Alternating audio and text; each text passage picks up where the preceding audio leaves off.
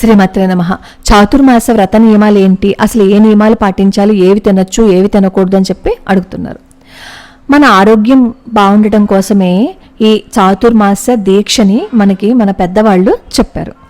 చాతుర్మాస దీక్ష, ఈ కాలంలో ఉండే వాతావరణం, మన ఆరోగ్యం, వీటన్నిటికీ అవినాభావ సంబంధం ఉంది. చాతుర్మాస వ్రతం అంటే 4 నెలలు మనం ఆచరించాల్సిన వ్రతం అనమాట.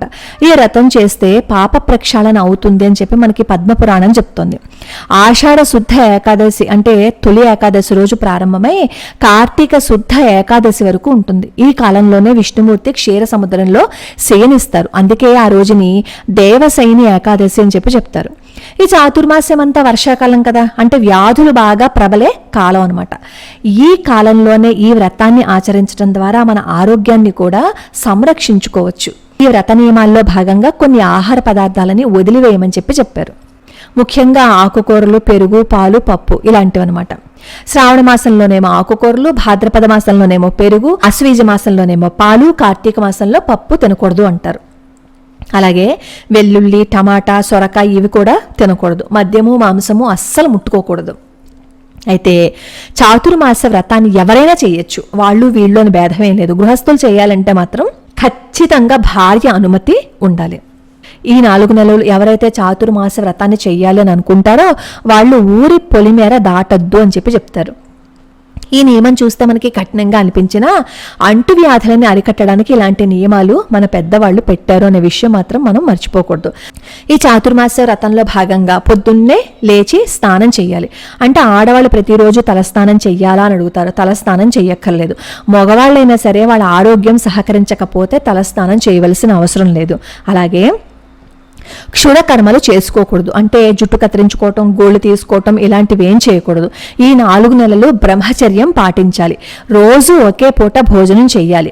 అలాగే ఏకాదశి తిథుల్లో ఉపవాసం ఉండాలి. నేలపై నిదురించాలి. అహింస పాటించాలి. ప్రతిరోజు భగవద్గీత చదవాలి. విష్ణుమూర్తిని, పరమేశ్వరుని ఇద్దరిని పూజించాలని మనం పాటించవలసిన నియమాలు. అయితే గృహస్థులు మరి కొంతమందికి బ్రహ్మచర్యం పాటించడం కుదురుతుంది, కుదరకపోతుంది. కొంతమంది అనారోగ్యం కారణంగా కింద పడుకోగలరు, పడుకోలేరు. అందుకని మనం ఒక విధంగా ఈ చాతుర్మాస వ్రతాన్ని చేసుకున్నట్లయితే మనకి బాగుంటుంది. అలాగే మన ఇంట్లో వాళ్ళకి కూడా ఏ కష్టం లేకుండా ఈ వ్రతాన్ని చేసిన వాళ్ళం అవుతాం.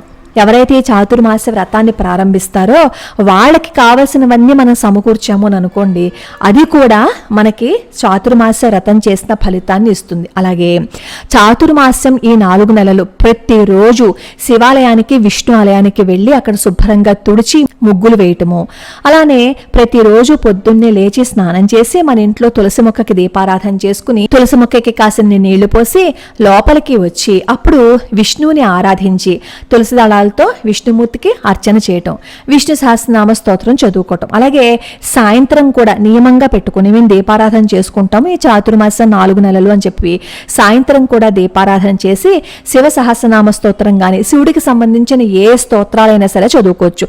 అసలు మాకు ఏ స్తోత్రాలు రావు అంటే నమశివాయ అనే మంత్రాన్ని కూడా అలా జపించుకోవచ్చు. నమశివాయ అనే మంత్రాన్ని అందరూ జపించుకోవచ్చు. దానికి వాళ్ళు వీళ్ళు అనే భేదమే లేదు. అలాగే చాతుర్మాసం 4 నెలలు భగవద్గీత చదివారు అనుకోండి, అత్యంత శుభప్రదం. ఎందుకంటే ఈ 4 నెలలు ఎవరైతే భగవంతుడికి సమీపంగా ఉంటారో వాళ్ళకి భగవంతుడి యొక్క అనుగ్రహం ఉంటుంది.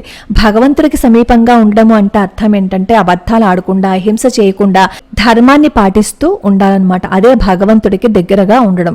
ఈ 4 నెలలు ప్రతిరోజు నియమం తప్పకుండా భగవంతుడికి దీపారాధన చేస్తూ తులసి దళాలతో అర్చన చేసి, ఒకవేళ ఇంట్లో పూజ చేయటం కుదరకపోతే కనీసం దేవాలయానికి వెళ్ళి అక్కడ మీరు చేయవలసిన ఏ పని ఉన్నా, అంటే తొడవడం, ముగ్గు వేయడం, ఏదైనా సామాన్లు కడిగి పెట్టడం, ఇలాంటివి ఏవి చేసినా కూడా భగవంతుడి కైంకర్యం చేసిన ఫలితాన్ని ఇస్తుంది. కాబట్టి మనకి చేతనైనంత మంచిని చేస్తూ ఈ చాతుర్మాస వ్రతాన్ని చేయొచ్చు.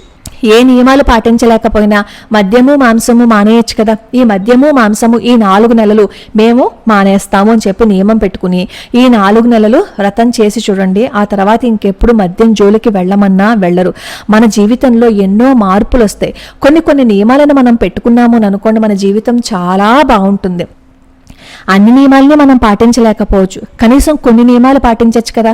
మనకి వీలైనంతలో కొన్ని నియమాలు పాటించాము అని అనుకోండి, ఆ వచ్చే సంవత్సరం ఇంకొన్ని నియమాలతో పూజ చేసుకుంటాం. అలా భగవంతుడికి దగ్గరయ్యే ప్రయత్నాన్ని చేద్దాం. ప్రతిరోజు ఈ చాతుర్మాసంలో విష్ణుమూర్తిని పరమేశ్వరుని స్మరించుకోండి. ఏ స్తోత్రాలు ఏ శ్లోకాలు ఏవీ రాకపోయినా విష్ణు నామాన్ని జపించుకుంటూ పరమేశ్వరుని నామాన్ని జపించుకుంటూ ఎప్పుడు భగవన్ నామస్మరణలోనే గడిపితే అదే చాతుర్మాస్య వ్రతం.